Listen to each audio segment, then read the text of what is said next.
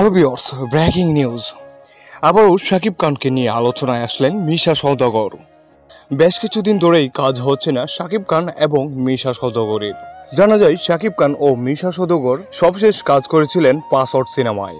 যদিও প্রিয়তমা সিনেমায় মিশাকে অফার করেছিলেন ভিলেন চরিত্রে, কিন্তু সেই সিনেমাতে কাজ করার জন্য প্রস্তুত ছিলেন না মিশা। এই নিয়ে মিশা বলেন, প্রিয়তমাতে ভিলেন চরিত্রটি শেষ অবধি নেই।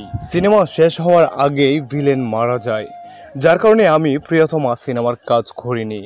এবার সিনেমা ইন্ডাস্ট্রি নিয়ে শাকিব খানকে ইঙ্গিত দিলেন মিশা সওদাগর।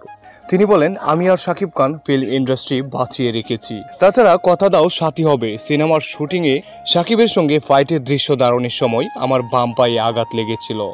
আজও সে পায়ের ব্যথা বয়ে বেড়াচ্ছি। আমি আর শাকিব জীবনে ঝুঁকি নিয়ে অনেক শট দিয়েছি, এজন্যই হয়তো আমাদের সিনেমা মানেই সুপারহিট। তো ভিউয়ার্স, আপনারাই বলুন শাকিব খান আর মিশা সওদাগরের সিনেমাগুলো কেমন হতো। অতঃপর পুনরায় শাকিব খান এবং মিশা সওদাগরের সিনেমা দেখতে চাইলে অবশ্যই কমেন্ট বক্সে জানাতে বলবেন না। এবং শাকিব খানের সকল ভিডিও পেতে হলে চ্যানেল সাবস্ক্রাইব এবং লাইক দিয়ে রাখবেন। ধন্যবাদ।